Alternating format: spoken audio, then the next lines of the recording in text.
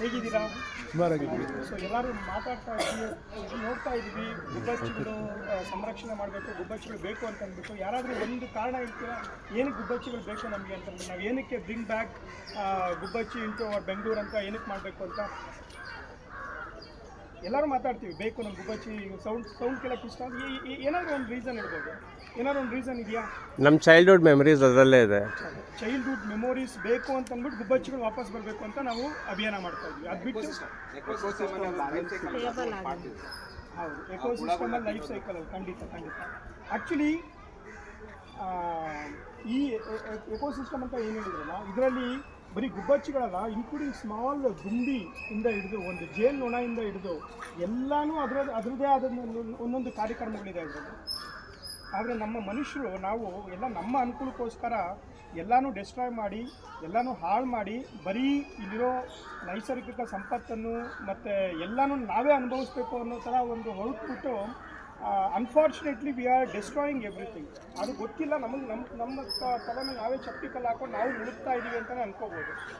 But ಆ ಥರ ಮಾಡ್ತಾ ಇದ್ದೀವಿ.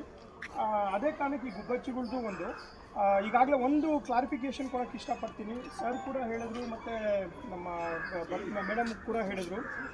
ಮತ್ತು ಎಲ್ಲರಾದ್ರೂ ಮಿತ್ತಿದೆ ಇದು. ಈ ಗುಬ್ಬಚ್ಚಿಗಳು ನಮ್ಮ ಬೆಂಗಳೂರು ಅಥವಾ ಅರ್ಬನ್ ಸಿವಿಲೈಸೇಷನ್ ಅಥವಾ ಅರ್ಬನ್ ಏರಿಯಾಯಿಂದ ಏನಕ್ಕೆ ಕಾರಣ ಆಗಿದೆ ಅಂತಂದರೆ, ಮೊಬೈಲ್ ಟವರ್ ಮಾತ್ರ ಕಾರಣ ಅಲ್ಲ. ಮೊಬೈಲ್ ಟವರ್ ಅಥವಾ ಮೊಬೈಲ್ಸು 5G ಅಥವಾ 4G ಅಂತ ಏನು ಹೇಳ್ತೀವಿ, ಇದು ಎಲ್ಲರಿಗೂ ಹಾರ್ಮ್ಫುಲ್ ಆಗಿದೆ. ನಾಟ್ ಓನ್ಲಿ ಗುಬ್ಬಚ್ಚಿಸ್, not only sparrows, but including us and as well as lot of other birds it's giving the impact. ಆ ಗುಬ್ಬಚ್ಚಿಗಳು ನಮ್ಮ ಅಂದರೆ ಈ ವಾಸಸ್ಥಾನ ಬಿಟ್ಟು ಬೇರೆ ಕಡೆ ಹೋಗಿದೆ. ಅದ್ರದ್ದು ಪಾಪ್ಯುಲೇಷನ್ ಫುಲ್ ಕಮ್ಮಿ ಆಗಿಲ್ಲ, ಬಟ್ ಡ್ರಾಸ್ಟಿಕ್ ಆಗಿ ಡೌನ್ ಆಗ್ತಿದೆ. ಬಟ್ ಇವಾಗಲೂ ನಮ್ಗೆ ಹಳ್ಳಿ ಕಡೆ ಹೋದರೆ ಗುಬ್ಬಚ್ಚಿಗಳು ಜಾಸ್ತಿ ಸಿಗುತ್ತೆ. ಇವಾಗ ನಿನ್ನೆ ಒಂದು ಕ್ಯಾಂಪ್ ಮಾಡಿದೆ, ಸ್ಪ್ಯಾರೋ ಡೇ ವಾಕ್ ಅಂತ ಅಂದ್ಬಿಟ್ಟು ನಮ್ಮ ಹಳ್ಳಿ ದೊಡ್ಡಬಳ್ಳಾಪುರದ ಹತ್ರ ಇರೋ ಒಂದು ಹಳ್ಳಿಲಿ. ಅಲ್ಲಿ ಒಂದು 106 ಸಂಖ್ಯೆಲಿದೆ. ಎಲ್ಲರೂ ನೋಡಿ ಖುಷಿಪಟ್ಟರು. ಅಲ್ಲಿರೋದು ಇಲ್ಲೇನಕ್ಕಿಲ್ಲ, ಅದು ಮೇಯ್ನ್ ಬೇಕಾಗಿರೋದು. ಒಂದು ಅದಕ್ಕೆ ಬೇಕಾಗಿರೋಂಥ ಹೆಬಿಟೇಟ್ ಇಲ್ಲ, ಅಂದರೆ ಅದು ವಾಸಸ್ಥಾನ ಒಂದಿಲ್ಲ. ಇನ್ನೊಂದು ಅದಕ್ಕೆ ಬೇಕಾಗಿರೋಂಥ ಒಂದು ಆಹಾರ ಸಿಗ್ತಾ ಇಲ್ಲ. ಅದು ಎರಡು ಕಾರಣಗಳಿಂದ ಬೆಂಗಳೂರು ಅಥವಾ ಅರ್ಬನ್ ಇದರಿಂದ ಬಿಟ್ಬಿಟ್ಟು ಬೇರೆ ಕಡೆ ಹೋಗಿರೋದು. Not because of the mobile tower, not because of the 5G 4G all those things. ಅದು ಸ್ವಲ್ಪ ಮಿತ್ ಬಂದುಬಿಟ್ಟಿದೆ ಎಲ್ಲರೂ. ಅದೇ ರೀತಿ ಎಲ್ಲರೂ ಇದು ಮಾಡ್ತಾರೆ. ಮತ್ತು ಈ ಗುಬ್ಬಚ್ಚಿಗಳು ಗೂಡು ಕಟ್ಟಲ್ಲ. ಇದೇನು ಮಾಡುತ್ತೆ, ಹಳೆ ಕಾಲದಲ್ಲೆಲ್ಲ ನೋಡಿರ್ಬೋದು, ಹೆಂಚಿರ್ತಾ ಇತ್ತು, ಶೀಟ್ ಇರ್ತಾ ಇತ್ತು. ಆ ಹೆಂಚಲ್ಲಿ ಒಂದು ಸಣ್ಣ ಸಣ್ಣ ಹೋಲ್ಸ್ ಇದ್ದರೆ ಅದ್ರಲ್ಲಿ ಬಂದ್ಬಿಟ್ಟು ಒಂದು ಕಡ್ಡಿನೋ ಅದನ್ನೋ ಇದನ್ನೆಲ್ಲ ಸ್ವಲ್ಪ ಇದು ಚಿಕ್ಕದಾಗಿ ಗೂಡು ಮಾಡ್ಕೊಂಡು ಅದೇ ಒಳಗಡೆ ಹೋಗ್ತಾ ಇತ್ತು. ಬಟ್ ಇವಾಗ ಆ ಥರದ ಪರಿಸ್ಥಿತಿ ಇಲ್ಲವೇ ಇಲ್ಲ ನಮ್ಮ ಬೆಂಗಳೂರು. ಎಲ್ಲಿ ನೋಡಿದ್ರು ಬರೀ ಕಾಂಕ್ರೀಟ್ ಕಾಡಿದೆ, ಎಲ್ಲಿ ನೋಡಿದ್ರು ಬರೀ ಕಾಂಕ್ರೀಟ್ ಫುಲ್ ಹೌಸ್ ಇದೆ. ನಾವು ಒಂದು ಸೊಳ್ಳೆ ಕೂಡ ಒಳಗಡೆ ಬಿಟ್ಕೊಳ್ದಿರೋ ಥರ ಮೆಸ್ ಹಾಕ್ಬಿಟ್ಟು ಕಂಪ್ಲೀಟಾಗಿ ಕ್ಲೋಸ್ ಮಾಡ್ಕೊಳ್ತಾ ಇದ್ದೀವಿ ಮನೆಗಳನ್ನ. ಮನೆ ಹೊರಗಡೆನೂ ಅಷ್ಟೇನೆ.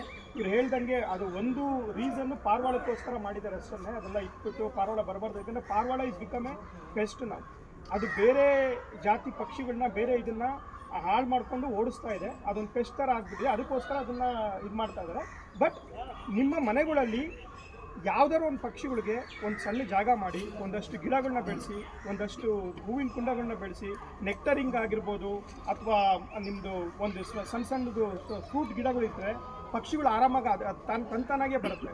ಇವಾಗ ನಮ್ಮ ಒಂದು ಮನೆಯಲ್ಲಿ ಹೆಂಚು ಮೇಲ್ಗಡೆ ಬೇಕಂತ ಹೆಂಚು ಮಾಡಿಸ್ದೆ. ಬೆಂಗಳೂರಲ್ಲೇ ಇರೋದು ಯೂನಿವರ್ಸಿಟಿ ಕ್ಯಾಂಪಸ್ ಹಿಂಭಾಗ. ಅಲ್ಲಿ ಪ್ರತಿ ವರ್ಷ 3 ಥರದ ಪಕ್ಷಿಗಳು ಬಂದ್ಬಿಟ್ಟು ಹೆಂಚಲ್ಲಿ ಗೂಡು ಕಟ್ಕೊಂಡು ಹೋಗ್ತಾ ಇದೆ. ಒಂದು ಗುಬ್ಬಚ್ಚಿ,